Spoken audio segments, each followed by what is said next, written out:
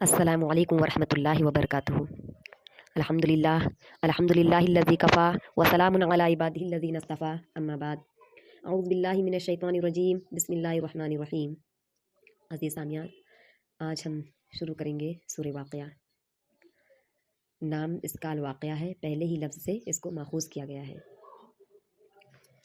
और इसमें इस सूरत में 96 आयतें यानी 96 आयतें हैं और 3 रुकू हैं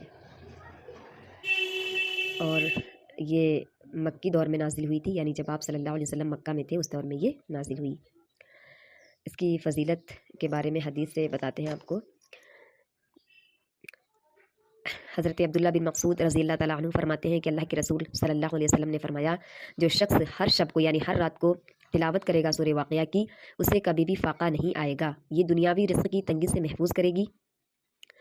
तो जब हज़रत अब्दुल्ला बिन मक़सूद ने इन अल्फाज़ों को सुना था अल्लाह के रसूल सल्लल्लाहु अलैहि वसल्लम से, तो वो आगे रवायत करते हैं कि वो क्या है, अपनी लड़कियों को ये तालीम दिया करते थे, ये बताया करते थे और इस सूरत को सिखाया करते थे। और यहाँ तक कि एक अल्फाज़ आए एक रवायत में कि उन्होंने क्या है अपनी लड़कियों को ये हिफ्ज़ करा दी थी, यानी उन्हें मुजवानी क्या करा दिया था, याद करा दिया था इस सूरत को, और वो क्या है हर रात को उसकी तिलावत किया करती थी। तो ये है सूरह वाक़िया की फ़जीलत। अब आइए चलते हैं कि ये सूरत इसके अलावा हमें और क्या दर्स देती है। इसकी जो आयतें हैं वो हमें किन चीज़ों से रोकती हैं और किन चीज़ों का हुक्म देती हैं। इसमें हमें जन्नत और दोज़ख के कौन कौन से वाक़यात बताए गए हैं। तो चलिए शुरू करते हैं। बिस्मिल्लाहिर्रहमानिर्रहीम। इज़ा वक़अतिल वाक़िया लैसा लिवक़अतिहा काज़िबा। इज़ा जब वक़अतिल वाक़िया वाक़ई हो जाएगी, वाक़ई होने वाली, यानी जब वो वाक़या पेश आ जाएगा, लैसा लिवक़अतिहा काज़िबा, जिसके वाक़ई होने में कोई भी झूठ नहीं है, या जब वो क़यामत बर्पा हो जाएगी तो उसको कोई भी झुठलाने वाला नहीं होगा। यहाँ पे एक बात ये ज़हन नशीन कर लें कि ये जो है इसका कलाम का आगाज़ खुद ये ज़ाहिर कर रहा है कि उन बातों का जवाब है जो उस वक्त कुफ़ार की मजलिसों में या क़यामत के ख़िलाफ़ बनाई जा रही थी। यानी मक्का के मुशरिकीन जो थे वो कह रहे थे कि मरने के बाद कोई दूसरा आलम नहीं होगा, मरने के बाद हम दोबारा ज़िंदा नहीं किए जाएंगे, कोई भी क़यामत वयामत नहीं आएगी, बल्कि हम जैसे हैं और जिस हाल में ऐसे ही रहेंगे, या अगर मरेंगे भी तो मरने के बाद फिर हमारा जो है कोई हिसाब किताब नहीं होगा। तो उसी के जवाब में कहा जा रहा है कि जब वो वाक़ई हो जाएगी तो उस वक्त उसको कोई झुटलाने वाला नहीं होगा, सब अपनी आँखों से उसे देख रहे होंगे कि वाक़ई ये हकीकत बर्पा हो गई है। तो वही है कि ये वो ज़माना था जब मक्का के लोग रसूल अल्लाह सल्लल्लाहु अलैहि वसल्लम की ज़ुबान मुबारक से नई नई इस्लाम की दावत सुन रहे थे। उसमें जो चीज़ इन्हें सबसे ज़्यादा अजीब नज़र आती थी वो ये थी कि एक रोज़ ज़मीन व आसमान का ये सारा निज़ाम दरहम बरहम हो जाएगा और फिर एक दूसरा आलम बर्पा होगा जिसमें सब अगले पिछले मरे हुए लोग दोबारा ज़िंदा किए जाएंगे। तो ये बात सुनकर हैरत सुन के दीदे फटे के फटे रह जाते थे। तो ये उसी का जवाब दिया गया कि वाकई ऐसा होगा और लाजमन होकर रहेगा, और जब वो वाकई हो जाएगी, जब क़यामत आ जाएगी, तो कोई भी इसके वक़ूअ को झुटलाने वाला नहीं होगा। इसमें जो वाक़या का लफ्ज़ इस्तेमाल किया गया है उसके माना वही हैं जो क़यामत के लिए बोले जाते हैं, जैसे अलक़ारिया खड़खड़ा देने वाली, मलक़ारिया क्या है वो खड़खड़ा देने वाली, अलहाक़ा मलहाक़ा, अस्साअ मस्साअ या वस्साअ। तो इस सूरत में भी सबसे पहले इसी चीज़ से डराया गया है कि इज़ा वक़अतिल वाक़िया, जब वो वाक़ई होने वाली वाक़ई हो जाएगी।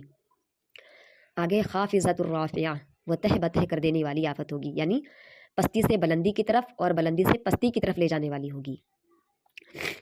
इसकी जो तशरीह वो ये है, राफ़िया का मतलब होता है उठाने वाली और ख़ाफ़िज़ा गिराने वाली।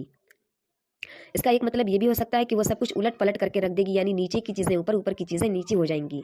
दूसरा मतलब ये भी हो सकता है कि वो गिरे हुए लोगों को उठाने वाली और उठे हुए लोगों को गिराने वाली होगी, यानी उसके आने पर इंसानों के दरमियान इज़्ज़त और ज़िल्लत का फ़ैसला एक दूसरी बुनियाद पर होगा। जो दुनिया में इज़्ज़त वाले बने फिरते थे वो ज़लील हो जाएंगे और जो ज़लील समझे जाते थे वो इज़्ज़त पाएंगे। इसी तरह अल्लाह के रसूल सल्लल्लाहु अलैहि वसल्लम ने फरमाया कि यहाँ दुनिया में कुछ लोग जिनका ईमान बहुत ही पुख्ता है वो ज़लील व ख्वार समझे जाते हैं, दौलत में कम हैं, फ़कीर हैं, मिस्कीन हैं, और लोग उन पे तंज़ करते हैं, तो वो क्या है वहाँ पर इज़्ज़त पाएंगे। और जिनके पास दौलत ज़्यादा है, जो ईमान में बिल्कुल ही कच्चे हैं, जिनका ईमान सही सालिम नहीं है, नाम के लिए मुसलमान है, तो वो वहाँ क्या है ज़लील व ख्वार हो जाएंगे। तो ये आयत हमें यही बताती है कि हमें अपने ईमान को पुख्ता करना है, हमें कल क़यामत के दिन नीचे नहीं गिरना है, बल्कि क्या है ऊपर की तरफ उठना है। तो ये क्या है कि वो तह बतह कर देने वाली आफत होगी, यानी पस्ती से बुलंदी की तरफ और बुलंदी से पस्ती की तरफ ले जाने वाली होगी। उस दिन क़यामत जब कायम होगी तो ये हाल होगा। आगे बताया जा रहा है इज़ा रुज्जतिल अर्ज़ु रज्जा, और जब ज़मीन हिला डाली जाएगी, यानी इस तरीके से हिल जाएगी जैसा कि उसको उसके रब ने हुक्म दिया होगा। यानी वो कोई मुकामी ज़लज़ला ना होगा जो किसी एक इलाके में आए या थोड़े ही जगह पे आ गया, बल्कि उस दिन पूरी की पूरी कायनात एकदम हिला डाली जाएगी, एक ज़ोर से झटका लगेगा, तमाम के तमाम सब क्या है खलत मलत हो जाएंगे। वबुस्सतिल जिबालु बस्सा, और पहाड़ रेजा रेजा हो जाएंगे, फ़कानत हबाअम मुंबस्सा, और वो क्या है, गर्द गुब्बार बनकर उड़ जाएंगे। फिर क्या है, वकुंतुम अज़वाजन सलासा, और तुम लोग क्या है 3 गिरोह में तकसीम हो जाओगे। वो 3 गिरोह कौन से हैं? फ़अस्हाबुल मैमना मा अस्हाबुल मैमना, दाएं बाजू वाले, सो दाएं बाजू वालों की खुशनसीबी का क्या कहना। माँ जो आया है यहाँ इजहार ताज्जुब के लिए आया है, यानी कैसे ही खुशनसीब लोग होंगे जिनके नाम अमाल दाएं हाथ में दिए जाएंगे। वो अस्हाबुल मशअमा मा अस्हाबुल मशअमा, और रहे बाएं बाजू वाले तो उनकी बदबख्ती का क्या कहना। यानी वह असहाबुल मशमा, और बाएं बाजू वाले तो बाएं बाजू वालों की बदनसीबी का मत पूछो, उनका क्या ही ठिकाना होगा। यहाँ पे भी इजहार ताज्जुब किया जा रहा है कि कैसी एकदम बुरी जगह होगी जिसमें बाएं बाजू वाले डाले जाएंगे। आगे आ रहा वस्साबिकून अस्साबिकून, और आगे वाले तो फिर आगे वाले ही हैं। उलाइकल मुक़र्रबून, वही तो मुक़र्रब लोग हैं। फ़ी जन्नातिन नईम, नेमत भरी जन्नतों में रहेंगे। यहाँ पे 3 गिरोह में लोग जब क़यामत कायम होगी तो आगे बताया जा रहा है कि ये लोग क्या है 3 गिरोह में तकसीम हो जाएंगे।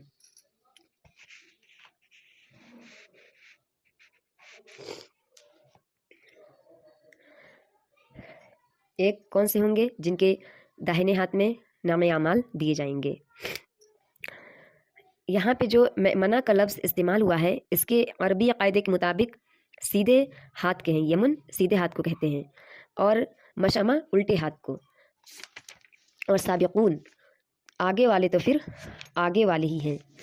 साबिकीन यहाँ पे थोड़ी सी तशरीह समझ लीजिए कि आगे वालों से मुराद कौन लोग हैं। एक तो वो लोग हो जाएंगे जिनके दाहिने हाथ में, फिर दूसरे जो बाएं हाथ में, और आगे वाले तो इनसे मुराद वो लोग हैं जो नेकी और हक परस्ती में सब पर सबकत ले गए, यानी सबसे आगे निकल गए।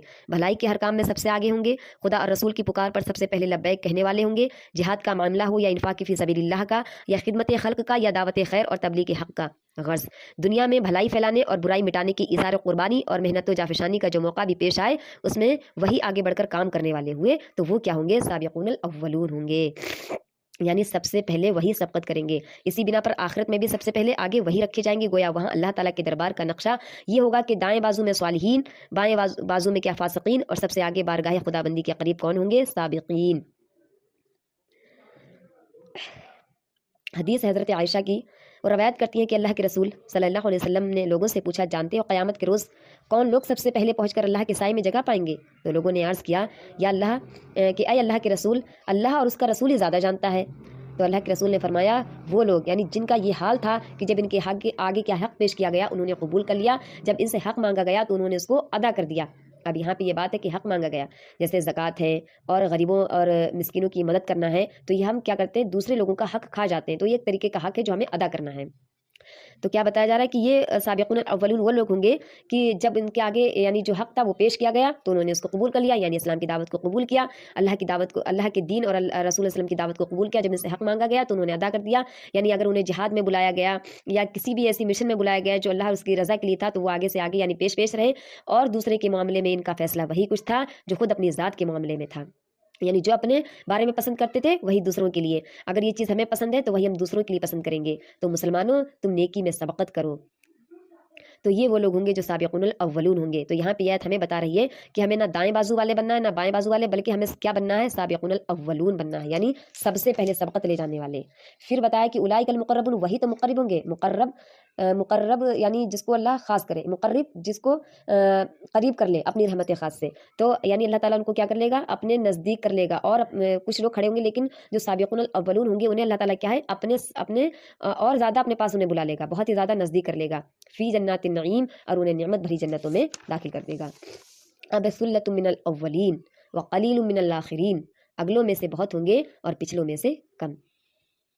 अब यहाँ मुफस्सरीन के नज़दीक इसमें अव्वलीन और आखिरीन में इख्तिलाफ़ है। तो बताया है कि अव्वलीन और आखिरीन यानी अगलों और पिछलों से मुराद कौन है, इसमें सब ने अपनी अलग अलग राय दी। एक गिरोह का ख्याल ये है कि आदम अलैहिस्सलाम के वक्त से लेकर नबी करीम सल्लल्लाहु अलैहि वसल्लम की बौसत तक जितनी उम्मतें गुजरी हैं वो सब क्या हैं, अव्वलीन हैं, और नबी करीम सल्लल्लाहु अलैहि वसल्लम की बौसत के बाद क़यामत तक के लोग क्या हैं, आखिरीन हैं। इस लिहाज से आयत का मतलब ये होगा कि बौसत मुहम्मदी से पहले हज़ारहा बरस के दौरान में जितने इंसान गुजरे हैं उनके साबिक़ीन की तादाद ज़्यादा होगी, और हुजूर की बौसत के बाद से क़यामत तक आने वाले इंसानों में से जो लोग साबिक़ीन का मर्तबा पाएंगे उनकी तादाद कम होगी। दूसरा गिरोह कहता है कि यहाँ अव्वलीन और आखिरीन से मुराद नबी करीम सल्लल्लाहु अलैहि वसल्लम की उम्मत के अव्वलीन और आखिरीन हैं।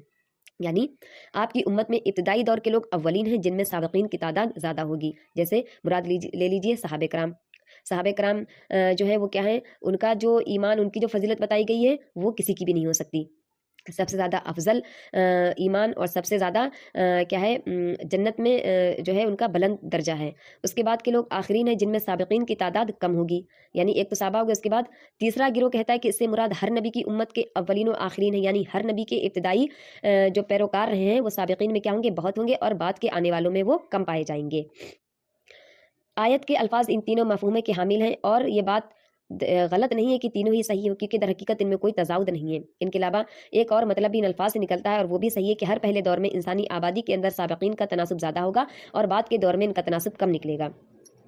تو یہاں پہ جو ہے 2-3 گروہ نے اپنی رائے پیش کی ہے کہ کچھ لوگ کہتے ہیں کہ آدم علیہ السلام سے لے کر، کچھ لوگ کہتے ہیں کہ یہ آپ صلی اللہ علیہ وسلم کے ہی امتی ہوں گے جو اولین اور آخرین ہوں گے. تو یہ تو زیادہ تر یہی سمجھ میں آتا ہے کہ جو ہے یہ امت محمدیہ کے ہی لوگ ہوں گے جن میں اولین بھی زیادہ ہوں گے، اور کیا ہے پچھلوں میں سے جو بتایا ہے وہ کم ہوں گے. لیکن حدیث سے یہاں یہ وضاحت ملتی ہے کہ بحقی کی روایت ہے، حضرت عبد الرحمن روایت کرتے ہیں کہ اللہ کے رسول صلی اللہ علیہ وسلم نے فرمایا یقیناً اس امت کے آخر میں کچھ ایسے لوگ بھی ہوں گے جن کو صحابہ کی طرح ثواب ملے گا. تو ہمیں کیا ہے اس حدیث سے یہی پتہ چلتا ہے کہ جو بتایا گیا کہ اگلوں میں سے بہت ہوں گے تو وہ صحابہ کرام، اس کے بعد کیا ہے تبع تابعین ہو گئے، اور پچھلوں میں سے کم. تو کچھ لوگ ایسے ہوں گے جن کے پاس ہدایت، واضح دلیل یا روشنی جو آئی انہوں نے اس کو انکار کر دیا. تو ہو سکتا ہے کہ جو اور پچھلے لوگ ہوں وہ اس بات کو نہ سمجھے تو وہ کم ہوں گے. یعنی جو پچھلی جو آپ وسلم کے بعد جو پچھلے لوگ ہوں گے ان میں سے کچھ کم رہ جائیں گے ہدایت آنے کے بعد بھی، انہوں نے اس کو قبول نہیں کیا. لیکن اگر حدیث کی اس سے چلیں تو یہ سمجھ میں آتا ہے کہ ہو سکتا ہے کہ بیچ کے کچھ لوگ ایسے ہوں جو صحابہ کے بعد سے گزرے ہوں، اس کے صحابہ کے بعد والے لوگ مراد لیے گئے ہوں، کہ کچھ لوگ ایسے ہوں گے جو اپنی یعنی نیک کام کرنے کے باوجود بھی وہ کیا ہے صحابہ کے مقام و مرتبے کو پہنچ جائیں گے. اور وہ کون لوگ ہوں گے؟ وہی ہوں گے کہ جو فتنہ سے لڑیں گے، بھلائی کا حکم دیں گے، برائی سے روکیں گے. تو یہ کیا یہ وہی لوگ ہوں گے جو ہر اس میں اپنی رضا، اللہ کی رضا کے لیے اپنے آپ کو کھپا دینے والے ہوں گے، جو کیا ہے صحابہ کے مرتبے کو پہنچ جائیں گے انشاءاللہ تعالی. تو ہمیں جو ہے اس آیت سے ہی پتہ چلتا ہے کہ ہمیں اگلوں میں سے بہت ہونا چاہیے، اور پچھلوں میں جو بتایا کہ کم ہوں گے تو ہمیں اس میں سے اپنا مقام مرتبہ نہیں کرنا ہے بلکہ اگلوں میں سے کرنا ہے. اور ایک اور حدیث ہے بخاری شریف کی، حضرت ابن عمر سے روایت ہے کہ آخری امت جو بتائی گئی ہے یہ امت محمدیہ ہے. یعنی اس کا زمانہ سب سے قلیل ہوگا، لیکن اجر و ثواب میں یہ تمام امتوں سے بڑھ چڑھ کر ہو جائیں گے. آئیے اس کی وضاحت ہو گئی کہ اولین اور آخرین یعنی اگلوں میں سے بہت ہوں گے اور پچھلوں میں سے کم. پھر کیا ہے علی سرور موضونہ، وہ کیا ہے تختوں پر تکیے لگائے، متکئین علیہا متقابلین، وہ کیا ہے مرصع یعنی بہت ہی عمدہ نفیس تختوں پر تکیے لگائے آمنے سامنے بیٹھیں گے. یطوف علیہم ولدان مخلدون، ان کی مجلسوں میں ابدی لڑکے، بی اکواب و باریک وکأس من معین، شراب چشمہ جاری سے لبریز پیالے اور کنٹر اور ساغر لیے دوڑتے پھرتے ہوں گے، جسے پی کر نہ ان کا سر چکرائے گا نہ ان کی عقل میں فطور آئے گا. ان کی مجلسوں میں یعنی جو ہے یہاں پہ بتایا گیا ہے،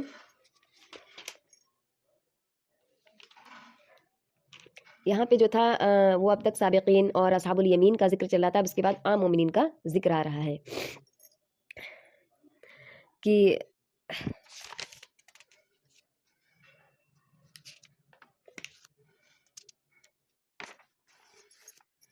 وہ لوگ کیا ہیں، مطلب تختوں پر تکیے لگائے آمنے سامنے بیٹھیں گے، اور کچھ لڑکے یعنی کچھ نوکر خادم ان کی خدمت میں وہ کیا ہے شراب کے پیالے ہوں گے اور کنٹر ہوں گے، جو ان کے آگے پیچھے کیا کریں گے، گردش کریں گے، دوڑیں گے، اور وہ لوگ کیا ہے وہ شراب پیئیں گے. یہاں کی شراب نہیں ہوگی جو پھلوں کو سڑا کر بنائی جاتی ہے، یا جسے پینے سے عقل میں فطور آتا ہے، انسان کی زندگی برباد ہو جاتی ہے اور اس کے گھر میں بھی کچھ نہیں بچتا. وہ یہاں اس شراب سے روکا جا رہا ہے، اور وہاں اس کے بدلے میں ایک اچھی شراب کا وعدہ کیا جا رہا ہے کہ ان کو ایسی شراب پینے کو دی جائے گی جسے پی کر نہ ان کی عقل میں فطور آئے گا اور نہ ان کا سر چکرائے گا. اور پھر کیا ہے وفاکہۃ مما یتخیرون، اور وہ ان کے سامنے طرح طرح کے لذیذ پھل پیش کریں گے، ولحم طیر مما یشتہون، جسے چاہے چن لیں، اور پرندوں کے گوشت پیش کریں گے جس پرندے کا چاہے استعمال کریں. تو یہاں پہ پھلوں کا بھی ذکر آیا ہے اور پرندے کے گوشت کا بھی. تو یہ جو ہے پرندے کا گوشت سورہ جو ہے طور میں بتایا ہے کہ जो है ये जो परिंदे होंगे ये दुनियावी परिंदे नहीं वहाँ, बल्कि अल्लाह ताला कुदरती तौर पे नए परिंदों का गोश्त होगा, शराब नए तरीके से होगी, यहाँ की शराब नहीं होगी। बाज़ उसमें आता है कि दूध की नहरें जारी होंगी, तो वो यहाँ के जानवरों का दूध नहीं होगा, बल्कि अल्लाह ताला कुदरती तौर पे हम लोगों को यहाँ से हट के अलग चीज़ों से क्या करेगा, हमारी नवाजिश करेगा, मेहमान नवाजी करेगा। तो हमें जो ये आयतें चल रही हैं इस टाइम के जन्नत में जाएंगे तो इस तरीके से, तो अल्लाह ताला से दुआ करनी चाहिए कि हमारा भी साबिक़ुल अव्वलून में क्या है दाखिला हो, हम भी क्या है साबिक़ुल अव्वलून में दाखिल हों। बताया जा रहा है कि वह हूरुन ईन, और उनके लिए खूबसूरत आंखों वाली हूरें होंगी, का अमसालिल लुअलुल मकनून, और वो कैसी, जैसे हसीन मोती छिपा कर रखे हुए हों, जज़ाअन बिमा कानू यामलून, ये सब कुछ उनके अमाल की जज़ा के तौर पर उन्हें मिलेगा। यानी जब उन्होंने दुनिया में अच्छे अमाल किए होंगे, जो कुछ अल्लाह ने बताया है, अल्लाह के रसूल ने बताया है, जो कुछ ये किताब हमें बता रही है, सिखा रही है, हिदायत दे रही है, अगर इसके मुताबिक, इन तमाम चीज़ों के मुताबिक जिसके लिए हम दुनिया में आए हैं, अगर हमने ज़िंदगी गुजारी, तब तो वाकई इन तमाम चीज़ों से हमारी ज़ियाफ़त की जाएगी, तब तो वाकई हम साबिक़ून अव्वलून में से होंगे। वरना अगर हमारा कुछ भी रद्द अमल इन तमाम चीज़ों के खिलाफ रहा, जो ये किताब हमें देती है, जो हदीसें हमें दर्स देती हैं, जो अल्लाह के रसूल और अल्लाह ने हमें बताया है, अगर इनके खिलाफ हमने ज़िंदगी गुजारी तो हम बाएँ बाजू वाले हो जाएंगे। तो यहाँ पे जो बताया जा रहा है कि अहले जन्नत को जो कुछ मिलेगा उनके अमाल का सिला होगा, तो हमारा भी सिला क्या हो, उसी में हो, यानी जन्नतियों में हो। यहाँ पे अल्लाह के रसूल सल्लल्लाहु अलैहि वसल्लम ने फरमाया कि किसी भी इंसान को अपने अमाल पर खुश नहीं होना चाहिए कि आज हमने ये अमल किया है तो हो सकता है कि इसकी बदौलत हम जन्नत में चले जाएं। अपने अमाल को नहीं टटोलना है। अल्लाह के रसूल ने कहा है कि तुम अपनी खामियों पर नज़र रखो। अगर वाकई इंसान अपनी खामियों पर नज़र रखेगा, अपने अंदर अपनी खामियों को टटोलता रहेगा, तो वो जाहिर सी बात है कि उसने जो भी अच्छे अमाल किए हैं उसको पता नहीं चलेंगे, वरना हम इसी उसमें हमारे अंदर रियाकारी पैदा हो जाती है कि आज हमने ये काम कर लिया, वो काम कर लिया, हम इसी खुशबू में मुब्तला हो जाते हैं। उसके बाद जो बड़े बड़े नेक अमल होते हैं उसको हम छोड़ बैठते हैं कि आज हमने ये कर लिया, नमाजें पढ़ ली, कुरान की तिलावत कर ली, अब हम वाकई जन्नत में चले जाएंगे। तो अल्लाह के रसूल ने कहा कि हमें अपने नेक अमाल को नहीं टटोलना, हमें अपने अंदर खराबियों को टटोलना है। आगे आयत आ रही है कि ला यस्मऊन फीहा लग़वन वला तासीमा, यानी ये सब कुछ उनके अमाल की जज़ा के तौर पर इन्हें मिलेगा। आगे आ रहा है कि जो वो दुनिया में करते थे, यानी जो दुनिया में नेक अमाल किए होंगे, तो उसी की बदौलत जो पीछे बताया कि ऐसे ऐसे फल, ऐसी ऐसी हुरें, ऐसे ऐसे शराबें उनको मिलेंगी। और एक चीज़ और है कि वहाँ वो कोई बेहुदा कलाम या गुनाह की बात नहीं सुनेंगे। ला यस्मऊन फीहा लग़वन वला तासीमा, जो भी बात होगी इल्ला क़ीलन सलामन सलामा, सिर्फ सलामती ही सलामती होगी।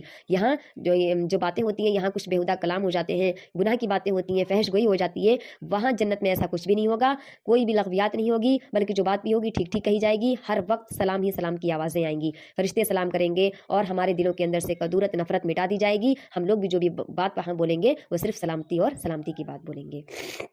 आगे आए थे वासहाबुल यमीन मा असहाबुल यमीन, और दाएं बाजू वालों की खुशनसीबी का क्या कहना। फ़ी सिदरिम मखसूद, वो बेखार बेरियों, व तलहिम मंजूद, और तह बतह चढ़े हुए केलों, व ज़िल्लिम ममदूद, और दूर तक फैली हुई छाँव, व माइम मस्कूब, और हरदम रवा दमा पानी, व फ़ाकिहतिन कसीरा, और कभी ना ख़त्म होने वाले, ला मक़तूअतिन वला ममनुआ, और बेरोक टोक मिलने वाले बकसरत फलों, व फ़ुर्शिम मरफ़ूआ, और ऊँची नशिस्तगाहों में होंगे। इन्ना अंशानहुन्ना इंशाअ, इनकी बीवियों को हम ख़ास तौर पर नए सिरे से पैदा करेंगे। फ़जअलनहुन्ना अबकारा, और इन्हें हम बाकिरा बना देंगे। ये जो पहले बताया कि हमने साबिक़ुल अव्वलून, अब है दाएं बाजू वालों की, तो यहाँ पे बताया जा रहा है कि वो कैसे होंगे, बेखार बेरियों। यहाँ पे ये इस आयत में हमें बेर का भी तज़किरा मिलता है। जितना भी जो भी कुछ है सब अल्लाह ताला का शुक्र अदा करना चाहिए। जो भी कुछ मिलता है हम लोग बहुत ही जल्दी हर एक चीज़ पे नाशुक्री हो जाते हैं। तो यहाँ पे देखिए कि बेर का भी एक हमें तज़किरा मिलता है कि ये बेर भी क्या है, अल्लाह ताला की एक बहुत बड़ी नेमत है, और ये भी हमें जन्नत में इससे भी क्या है, हमारी ज़ियाफ़त की जाएगी। तो यहाँ पे जो बेरियां हैं, ये बताया गया है कि बेखार बेरियों, यानी उनमें कांटे नहीं होंगे। यहाँ पे जितने भी हमारी दुनिया में दरख्त होते हैं बेर के, तो सब में कांटे होंगे। तो वहाँ पे कौन सा मतलब ये जो बेर का जो फल बताया गया इतना नफीस व नादिर होगा, उस पेड़ में कांटे नहीं होंगे। हम चाहेंगे और हम बस मतलब दिल में सोचेंगे और बेर हमारे पास आ जाएगा। फिर बताया गया है कि केले, यानी ऐसे केले होंगे जो जिस तरीके से हम दुनिया में देखते हैं कि गुच्छे के ऊपर गुच्छे, इस तरह वो एक दूसरे के ऊपर चढ़े हुए होंगे, और दूर तक फैली हुई छाँव, यानी हद्दे निगाह जहाँ तक नजर जाएगी वहाँ तक साया ही साया होगा। फिर फरमाया कि हरदम रवा दमा पानी, यानी एकदम बहुत ही वसत वाला पानी होगा, और कभी ना ख़त्म होने वाले और बेरोक टोक मिलने वाले बकसरत फल, यानी यहाँ फल जो है वो मौसम के हिसाब से आते हैं, और वहाँ फलों का कोई मौसम नहीं होगा। जिस वक्त जी चाहेगा एक से एक नफीस व नादिर उम्दा किस्म के वहाँ फल मिलेंगे, यानी वहाँ कोई मौसमी फल नहीं होगा, हर वक्त हर चीज़ हमें दस्तयाब होगी। और वो क्या है, ऊँची नशिस्तगाहों में होंगे उनकी बीवियों के, यानी बहुत ही नफीस व नादिर तकिए लगाए हुए होंगे, तख्तों पर बैठे हुए होंगे, और उनकी बीवियों को हम ख़ास तौर पर नए सिरे से पैदा कर देंगे और इन्हें हम बाकिरा बना देंगे। اس سے مراد دنیا کی وہ نیک خواتین ہیں جو اپنے ایمان و صالح کی ایمان و عمل اور صالح کی بنا پر کیا ہے جنت میں جائیں گی۔ اللہ تعالیٰ ان سب کو وہاں جوان بنا دے گا، خواہ وہ کتنی بوڑھی ہو کر مری ہو، نہایت خوبصورت بنا دے گا، خواہ دنیا میں وہ حسین رہی ہوں یا نہ رہی ہوں، یعنی کالی ہوں یا ساوری کلر کی ہوں، لیکن وہاں وہ سب خوبصورت بنا دی جائیں گی۔ اگر یہاں کوئی مطلب اتنی زیادہ بوڑھی ہو کر مری ہو، وہاں وہ کیا ہے کنواری بنا دی جائے گی، باکرہ بنا دی جائے گی۔ بال بچے والی ہو یا بغیر بال بچے والی، وہاں سب کی کیا ہے ایک سی عمریں کر دی جائیں گی اور وہ اپنے شوہروں کے ساتھ ملا دی جائیں گی۔ اللہ تعالیٰ کسی اور جنتی سے اگر مطلب ان کے شوہر اس لائق نہیں ہوں گے جو دنیا میں ظلم کرتے ہیں یا وہ یہاں رہنا نہیں چاہتی ہیں لیکن پھر بھی صبر کر کے رہتی ہیں، تو اللہ تعالیٰ کہہ رہا ہے کہ اللہ تعالیٰ ان کو کسی اور سے یعنی کسی اور جنتی سے ان کا وہاں بیاہ کر دے گا یا ان کی شادی کر دے گا۔ اس میں بھی ایک حدیث ہے کہ اللہ کے رسول کے پاس ایک بڑھیا آئی اور اس نے کہا کہ اللہ کے رسول میرے لیے دعا کر دیجئے کہ میں جنت میں چلی جاؤں، تو آپ صلی اللہ علیہ وسلم نے کہا کہ کوئی بھی بوڑھی عورت جنت میں داخل نہیں ہوگی۔ تو وہ روتی ہوئی واپس چلی گئی اور مطلب بہت شدید روتی رہی، واپس گئی تو آپ نے لوگوں سے فرمایا کہ اسے بتاؤ وہ بڑھاپے کی حالت میں داخل جنت نہیں ہوگی۔ اللہ تعالیٰ کا ارشاد ہے ہم انہیں خاص طور پر نئے سرے سے پیدا کریں گے اور ہم انہیں باکرہ بنا دیں گے، یعنی جو انسان یہاں جس حالت میں مرتا ہے تو وہ قیامت کے دن کیا ہے اٹھے گا تو اسی حالت میں، لیکن جب وہ جنت میں انسان جائے گا تو وہ کیا ہے نہ کوئی بوڑھا ہوگا جو بوڑھا ہو کر مرا، نہ کوئی مطلب کالا ہوگا، نہ کوئی لولا اور لنگڑا ہوگا، نہ کوئی جس میں دنیا میں بہت ہی قسم کی کمیاں ہوتی ہیں کوئی بھی اس میں کمی نہیں ہوگی، صحیح سالم ہو کے ایک دم جنت میں جائے گا۔ اور اللہ تعالیٰ جو یہاں پہ بتایا گیا ہے کہ یہ ایسی بیویاں ہوں گی جو دنیا میں نیک عمل کرتی ہیں، اپنے شوہروں کو خوش کرتی ہیں، مطلب حسن اخلاق کے ساتھ رہتی ہیں، تو اللہ تعالیٰ ان کو جنت میں انہیں شوہروں سے ملا دے گا۔ اگر ان کے شوہر یہاں اس لائق نہیں ہیں تو وہ دنیا میں یہاں جیتی ہیں تو اللہ تعالیٰ انہیں اس کے بدلے میں کیا کرے گا دوسرے شوہر عطا کر دے گا۔ پھر ہے عربن اطرابا، اپنے شوہروں کی عاشق لاصحاب الیمین، اور یہ سب کچھ کیا ہے دائیں بازو والوں کے لیے ہے، یعنی وہ کیا ہوں گی، یہاں پہ آیت چھوٹ گئی فجعلنہن بکارا، انہیں ہم باکرہ بنا دیں گے، عربن اطرابن، یہاں بتایا گیا اپنے شوہروں کی عاشق ہوں گی اور عمر میں ہمسن ہوں گی، یعنی یہ جو لفظ استعمال ہوا ہے عربن تو اس کی معنی ہے یعنی نسوانی خوبیوں کے لیے بولا جاتا ہے۔ اس سے مراد ایسی عورت ہے جو خوش اتوار ہو، خوش گفتار ہو، یعنی اس کی ہر بات میں کیا ہے اچھی بو آتی ہو، اور وہ اپنے شوہر کو کیا ہے دل و جان سے چاہنے والی ہو اور اس کا شوہر بھی اس کا عاشق ہو، یعنی ہر وقت وہ اللہ کی رضا کے لیے ایسا کام کرے جس سے اللہ بھی راضی ہو اور اس کا شوہر بھی راضی ہو۔ تو وہی بتایا جا رہا ہے کہ اپنے شوہروں کی عاشق ہوں گی، جس طرح وہ دنیا میں رہتی ہیں وہاں بھی اور جنت میں بھی، مطلب وہ جنت میں بھی وہاں اپنے شوہروں کی عاشق رہیں گی اور عمر میں ہمسن ہوں گی۔ یہاں لڑکیوں کی عمر کم ہوتی ہے اور آدمیوں کی زیادہ ہو جاتی ہے، اور کہیں کہیں پہ لڑکوں کی عمر زیادہ ہو جاتی ہے، مطلب لڑکیوں کی زیادہ ہو جاتی ہے آدمیوں کی کم ہو جاتی ہے، تو وہاں ایسا کچھ نہیں ہوگا۔ لڑکی جتنے بھی یہاں کے مرد ہوں گے وہ سب ایک ہی عمر کے ہوں گے، سب 33 سال کی عمر کے ہوں گے، اور جتنی بھی لڑکیاں مطلب عورتیں ہوں گی وہ سب 33 سال کی ہوں گی، یعنی عورتوں کی بھی عمر ایک سی ہوگی، ایک مفہوم یہ لیا گیا ہے، اور آدمیوں کی عمر ایک سی ہوگی، اور جو شوہر بیوی ہوں گے تو وہ بھی ایک ہی عمر کے ہوں گے، کسی کی عمر گھٹا بڑی نہیں ہوگی۔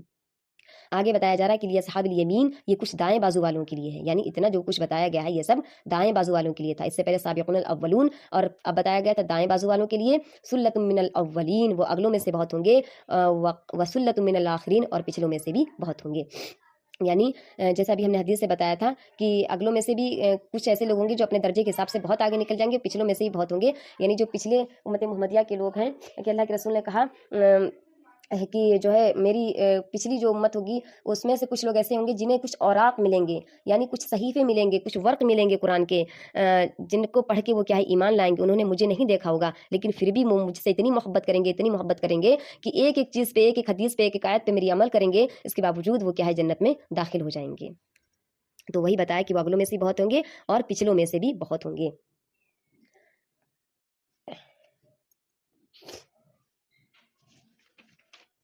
آگے ہے کہ وہ اصحاب الشمال ما اصحاب الشمال، اور بائیں بازو والے، تو بائیں بازو والوں کی بدنصیبی کا کیا پوچھنا، فی سموم و حمیم، و لو کی لپٹ اور کھولتے ہوئے پانی اور کالے دھوئیں کے سائے میں ہوں گے، وذل من یحموم، لا بارد ولا کریم، جو نہ ٹھنڈا ہوگا نہ آرام دہ، انہم کانوا قبل ذالک مترفین، یہ وہ لوگ ہوں گے جس انجام کو پہنچنے سے پہلے خوشحال تھے، وکانوا یصرون علی الحنث العظیم، اور گناہ عظیم پر اصرار کرتے تھے، وَكَانُوا يَقُولُونَ أَإِذَا مِتْنَا وَكُنَّا تُرَابًا وَعِظَامًا أَإِنَّا لَمَبْعُوثُونَ، اور وہ کہا کرتے تھے کہ کیا جب ہم مر کر خاک ہو جائیں گے اور ہڈیوں کا پنجرا بن کر رہ جائیں گے تو کیا پھر ہم دوبارہ اٹھائے جائیں گے، أَوْ آبَاؤُنَا الْأَوَّلُونَ، کہ ہمارے باپ دادا بھی اٹھائے جائیں گے، قُلْ إِنَّ الْأَوَّلِينَ وَالْآخِرِينَ، جو پہلے گزر چکے ہیں، اے نبی کہہ دیجئے ان لوگوں سے یقیناً اگلے اور پچھلے سب ایک دن ضرور جمع کیے جانے والے ہیں، لَمَجْمُوعُونَ إِلَىٰ مِيقَاتِ يَوْمٍ مَّعْلُومٍ، جس کا وقت مقرر کیا جا چکا ہے۔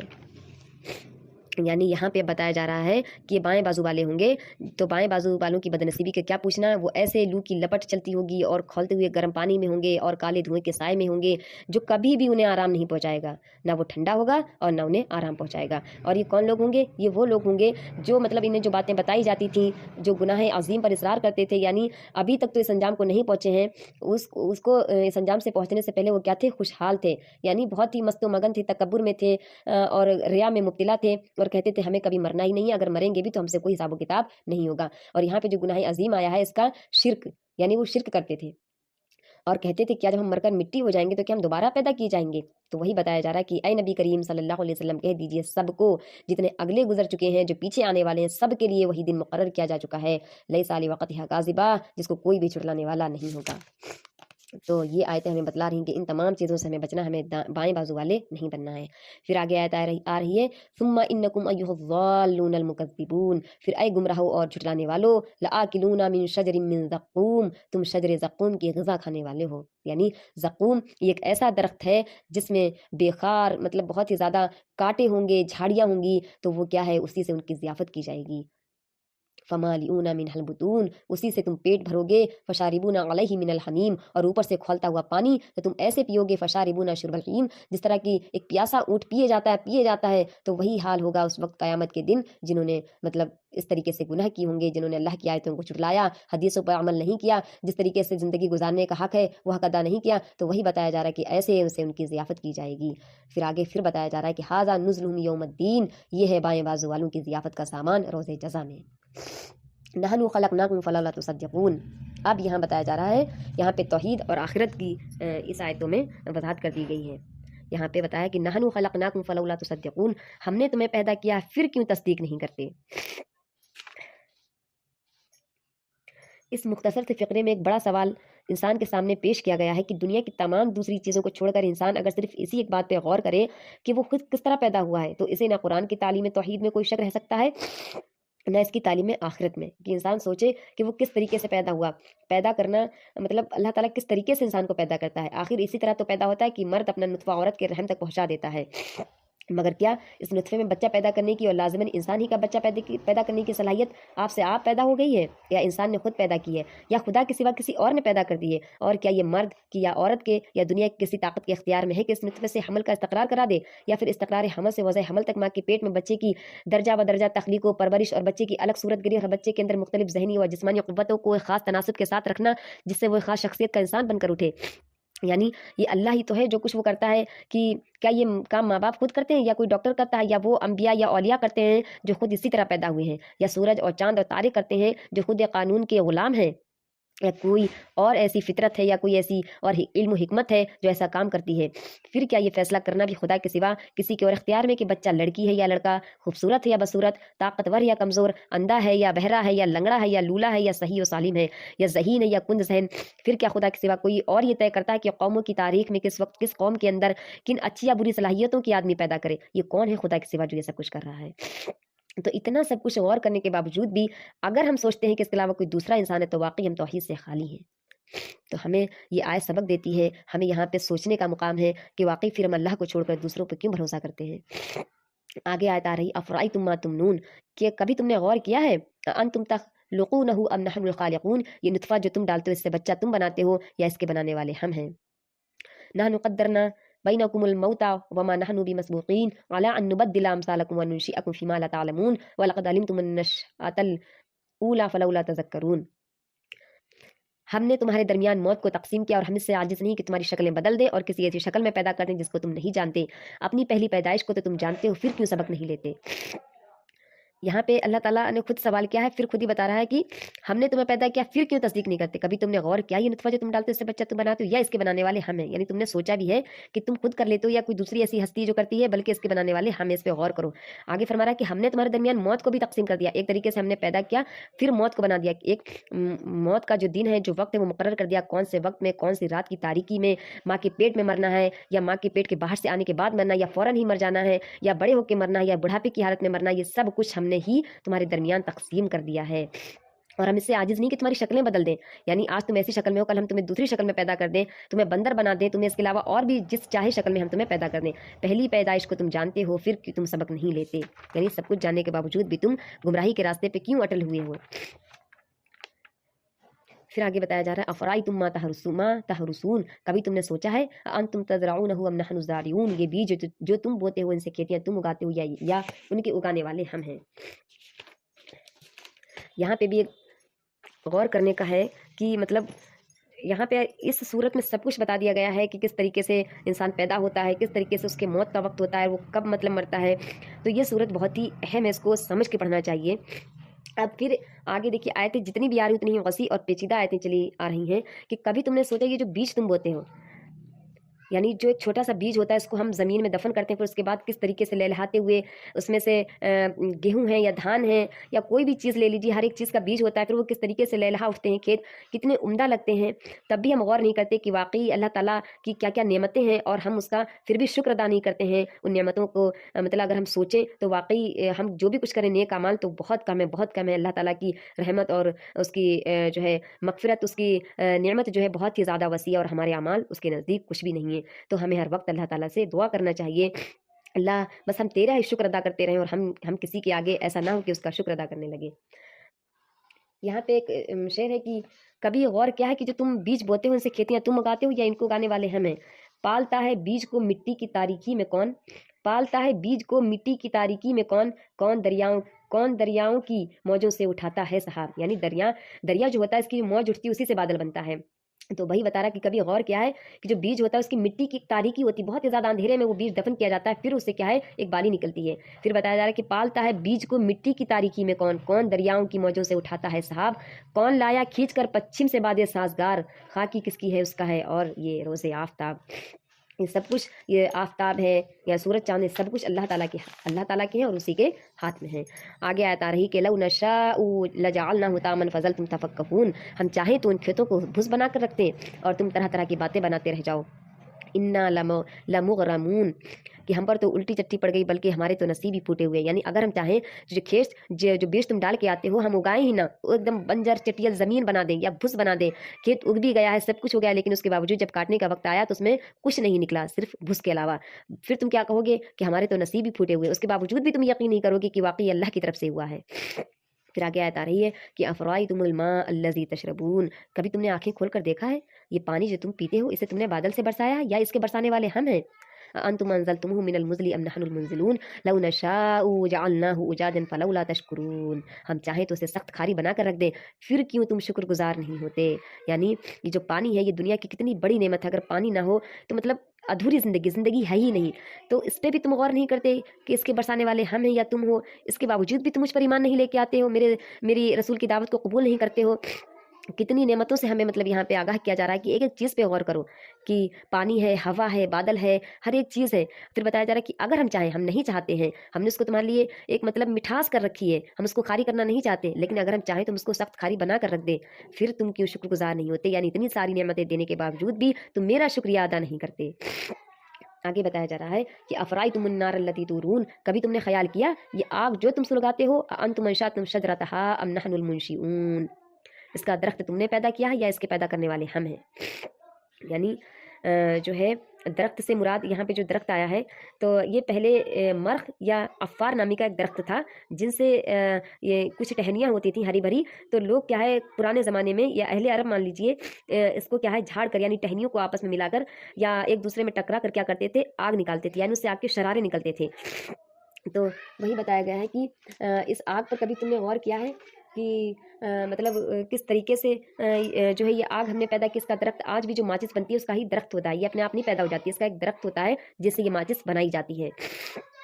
तो कभी तुमने गौर किया है इस आग से कितने लोगों ने फ़ायदा उठाया। पहले के लोग कच्चा मतलब खाते थे, पहले मनु सलवा नाजिल होता था, उसके बाद नबी आते गए, कौमें बढ़ती गईं, सब कुछ रद्दो बदल होता चला गया। फिर कच्चा गोश्त खाने की वजह से आग के ज़रिए से लोगों ने पकाना शुरू कर दिया। और वाकई अगर आज आग को क्या है एक रीढ़ की हड्डी के मानिंद उसकी मिसाल दी गई, जिस तरह हमारे जिस्म में रीढ़ की हड्डी काम करती है, अगर ये नहीं है तो इंसान नहीं है। तो वाकई अगर आग नहीं है तो कुछ भी नहीं है। खुद अंदाज़ा लगाई कि आग हमारे लिए कितनी बड़ी एक नेमत है। تو وہی بتایا کہ تبھی کبھی تم نے غور کیا ہے کہ آگ جو تم سلگاتے ہو اس کا درخت تم نے پیدا کیا یا اس کے پیدا کرنے والے ہم نے اس کو یاد دہانی کا ذریعہ اور حاجت مندوں کے لیے سامان زیست بنایا ہے. یعنی نحن جعلناها تذکرۃ ومتاعا للمقوین، یعنی یہ اس آگ کو یاد دہانی کا ذریعہ بنانے کا مطلب یہ کہ یہ وہ چیز ہے جو ہر وقت روشن ہو کر انسان کو کیا ہے بھولا ہوا سبق یاد دلاتی ہے. آج روشنی ہی میں ہم سب پڑھتے ہیں. اگر آگ نہ ہوتی تو انسان کی زندگی حیوان کی زندگی سے مختلف نہیں ہو سکتی تھی. آگ ہی سے کیا ہے انسان نے حیوانات کی طرح کچی غذائیں کھانے کے بجائے ان کو پکانا شروع کر دیا، اور پھر اس کے لیے مطلب بہت سے ایسے ذرائع کھلتے چلے گئے جس سے وہ اور بھی زیادہ اپنی کیا کرتا ہے مطلب قابلیتیں پیدا کرتا ہے. اگر وہ مطلب آگ نہ ہو تو مطلب ہم سوچتے ہیں کہ کچھ بھی نہیں ہو سکتا. ہمارے گھر میں کچھ ایسے مشکلات ہو جاتے ہیں، گیس کو ہی لے لیجئے کہ کھانا نہیں بنے گا. تو یہ آگ جو ہے زیادہ تفصیل میں نہیں جانا چاہتے، ہمارے لیے یہ بھی ایک بہت بڑی نعمت ہے. آگے فسبح باسم ربک العظیم، پس اے نبی کریم صلی اللہ علیہ وسلم اپنے رب عظیم کے نام کی تسبیح کرو.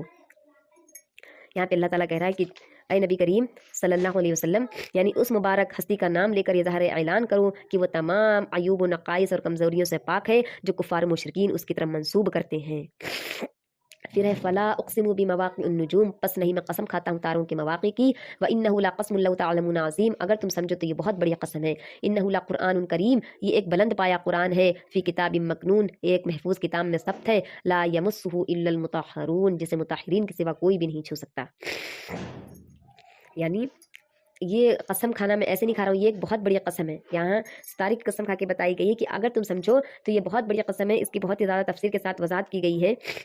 ہم زیادہ تفصیل میں نہیں جانا چاہتے ہیں کہ جو ہے یہاں پہ تاروں کے بارے میں بتایا گیا کہ ان کا بھی پیدا کرنے والا اللہ تعالیٰ ہی ہے. اور جو بتایا ہے کہ ایک بلند پایا قرآن ہے اور ایک محفوظ کتاب میں ثبت ہے، یعنی اس سے مراد لوح محفوظ ہے. اس کے لیے کتاب مکنون کا لفظ استعمال کیا، جس کے معنی ایسے ہیں کہ یہ چھپا کر رکھا گیا ہے.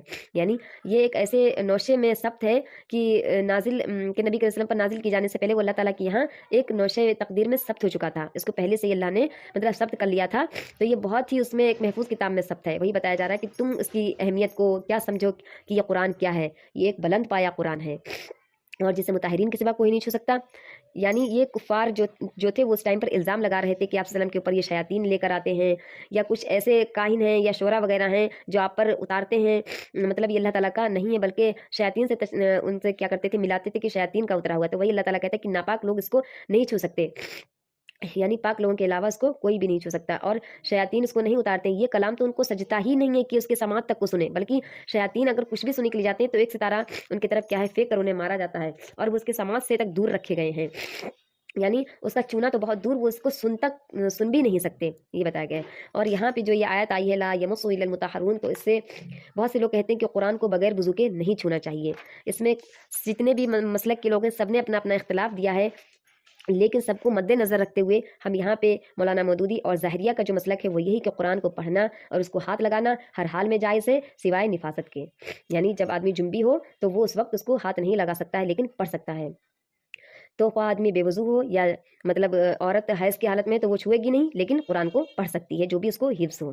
تو وہی ہے کہ کتنا زیادہ مطلب اس قرآن کو دور کر دیا گیا کہ بغیر وضو کے ہم غلاف کے اوپر سے چھوئیں گے.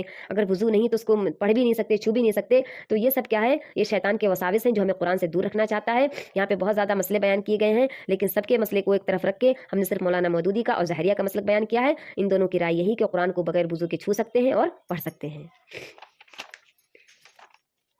آگے ہے کہ تنزیل من رب العالمین، یہ رب العالمین کا نازل کردہ ہے، یعنی یہ اللہ تعالیٰ کی طرف سے نازل کیا ہوا کلام ہے.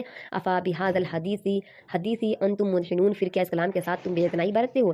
یعنی یہ اللہ رب العالمین کی طرف سے نازل کیا گیا، اس کے باوجود بھی تم ہو کہ اس کی طرف رغبت نہیں کرتے، اس کی طرف دھیان نہیں دیتے. وتجعلون رزقکم انکم تکذبون، اور اس نعمت میں اپنا حصہ تم نے یہ رکھا ہے کہ اسے جھٹلاتے ہو. یعنی کہ جو ہے اسے جھٹلانے کا مطلب یہ ہے کہ امام زاری نے تجعلون رزقکم کی تفسیر میں ایک احتمال یہ بھی ظاہر کیا کہ یہاں رزق لفظ رزق یعنی معاش کے معنی میں ہو، چونکہ کفار قریش قرآن کی دعوت کو اپنے معاشی مفاد کے لیے نقصان دہ سمجھتے تھے. ان کا خیال یہ تھا کہ یہ دعوت اگر کامیاب ہو گئی تو ہمارا رزق مارا جائے گا. اس لیے اس آیت کا یہ بھی مطلب ہو سکتا ہے کہ تم نے اس قرآن کی تکذیب کو اپنے پیٹ کا دھندا بنا رکھا ہے. تمہارے نزدیک حق اور باطل کا سوال کوئی اہمیت نہیں رکھتا، اصل اہمیت تمہاری نگاہ میں روٹی کی ہے اور اس کے خاطر حق کی مخالفت کرنے اور باطل کا سہارا لینے میں تمہیں کوئی بھی تعامل نہیں ہے. मतलब ये कि तुम्हारा मतलब जो ये नेमत तुम्हें हासिल हुई है तो तुमने झुटलाने के सिवाय इसमें कुछ भी तुमने नहीं किया, सिर्फ इसमें रद्द बदल करना, इसको झुटलाना। वो लोग ये कहते थे कि अगर मतलब हम इस कुरान पे ईमान ले आएंगे, इसकी ये लोग जो दावत देते हैं इस तरीके से अगर दावत देने लगेंगे तो जिस तरीके से ये लोग इसमें मुब्तला हैं, यानी इनकी तमाम रोजी जायदाद छीन ली गई है, दर बदर फिर रहे हैं, हिजरत पे हिजरत करते चले जा रहे हैं, तो हमारा भी यही हाल हो जाएगा। और आज भी बहुत से लोगों ने कुरान को समझना समझाना जो भी कुछ है वो अपने पेट के खातिर करते हैं।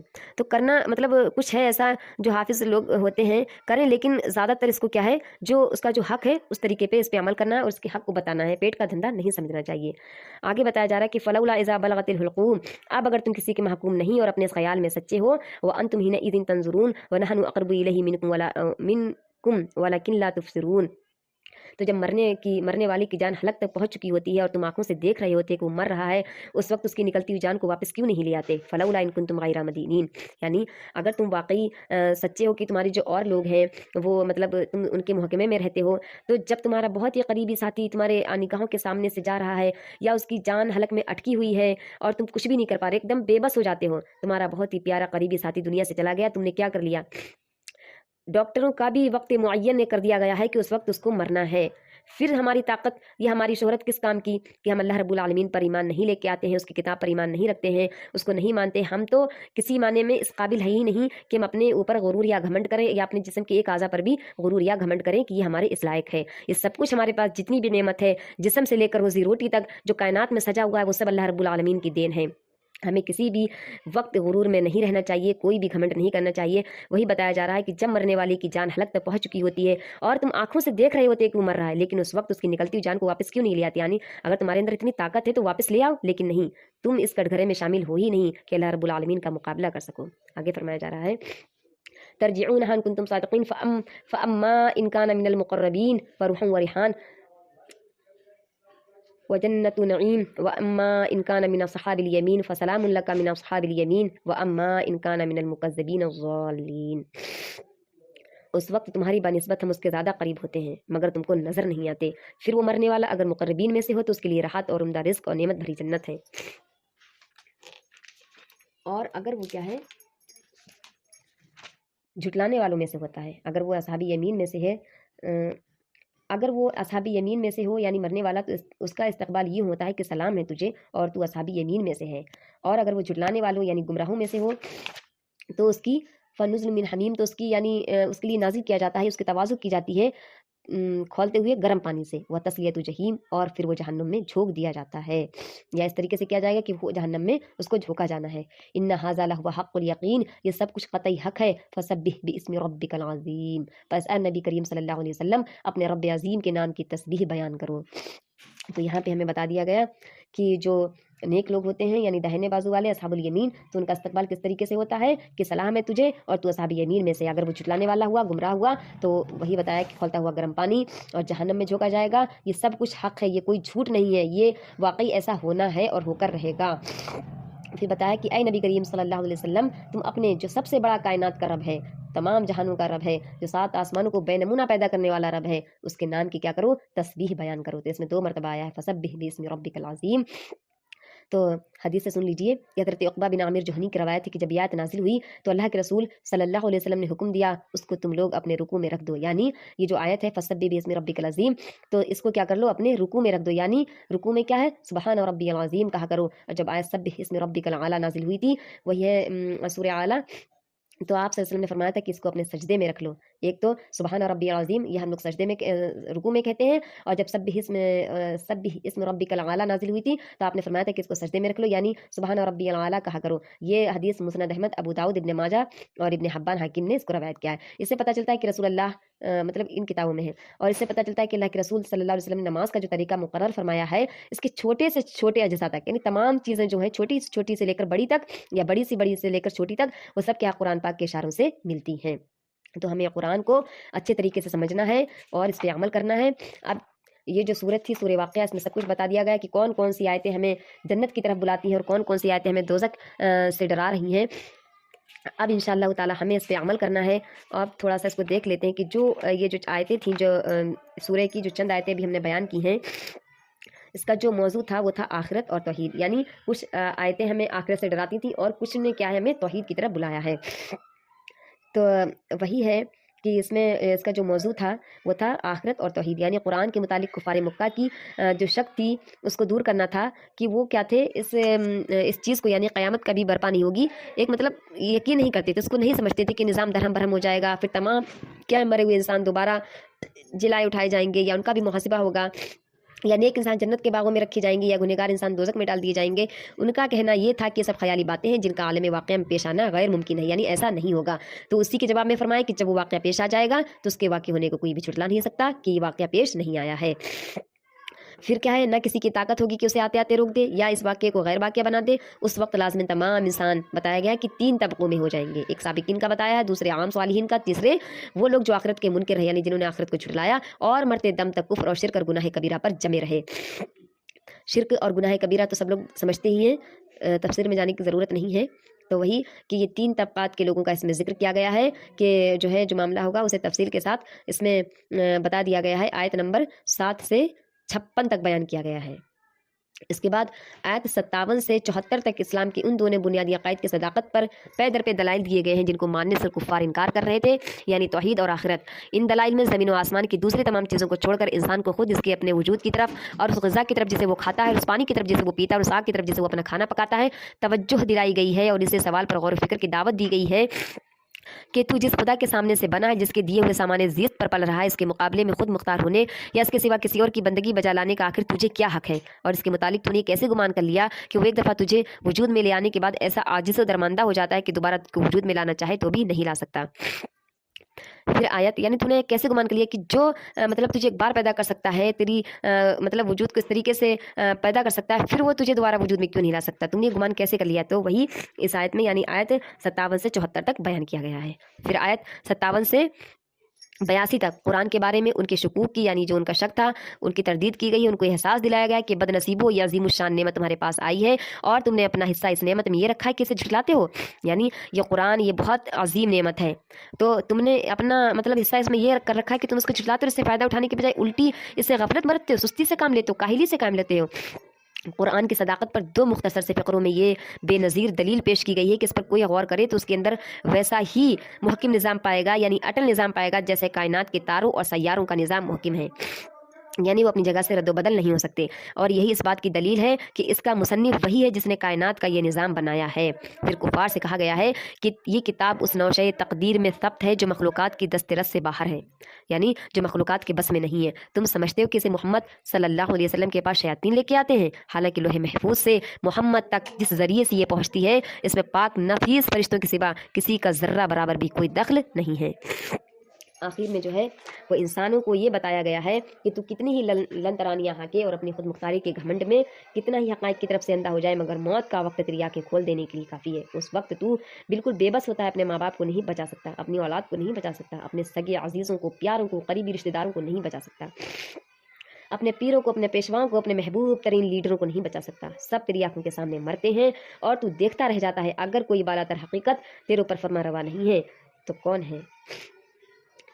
یعنی اور تیرا یہ زعم درست ہے کہ دنیا میں بس تو ہی تو ہے، کوئی خدا نہیں ہے، تو کسی مرنے والی کی نکلتی ہوئی جان کو پلٹا کیوں نہیں لاتا؟ جس طرح تو اس معاملے میں بے بس ہے اسی طرح خدا کے محاسبے اور اس کی جزا سزا کو بھی روک دینا تیرے اختیار میں نہیں ہے۔ یعنی جب کوئی مر جاتا ہے تو اس کو نہیں بچا سکتا، اس کو کوئی تکلیف دور نہیں کر سکتا، تو جب قیامت قائم ہو جائے گی، جب تیرا نفس سے تیرے ایک ایک جسم کے اعضاء سے سوال و کتاب کیا جائے گا، حساب و کتاب کیا جائے گا جو تیرے اختیار میں نہیں ہوگا، تو اس کو بھی تو نہیں ڈال سکتا۔ تو خواہ مانے یا نہ مانے، موت کے بعد ہر مرنے والا اپنا انجام دیکھ کر رہے گا۔ مقربین میں سے ہو تو مقربین کا انجام دیکھ لے گا، جو بھی ہم نے بتایا کہ اس کا انجام کیا ہوگا، صالحین میں سے ہوگا تو صالحین کا انجام دیکھ لے گا، اور جھٹلانے والوں گمراہوں میں سے ہوگا تو اس کا انجام بھی دیکھ لے گا، جو ایسے مجرموں کے لیے مقدر ہے۔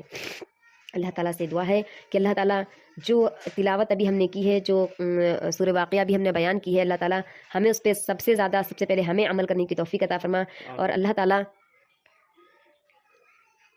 اس کتاب کو اس کتاب کو کیا ہے ایک ایک آیت پر سمجھنے والی بنا اور اس پہ عمل کرنے والی بنا۔ اللہ تعالیٰ اس قرآن کو ہمارے لیے ہدایت، سراسر ہدایت، نور علی نور بنا دے، ہمارے سینے کے لیے، ہماری آنکھوں کے لیے، اور آخرت میں یہ ہمارے آگے ہماری گواہی دے کہ اللہ اس بندی نے تجھے اس کتاب کو یعنی مجھے پڑھا اور مجھ پہ عمل کیا۔ اللہ تعالیٰ جو اس صورت میں جو ہم سے غلطی ہوئی ہے اس کو معاف فرما، اور اللہ تعالیٰ ہمیں بس اپنے کام کے لیے، اپنی رضا کے لیے تو ہمیں چن لے۔ وآخر دعوانا ان الحمد للہ رب العالمین۔ السلام علیکم ورحمۃ اللہ وبرکاتہ۔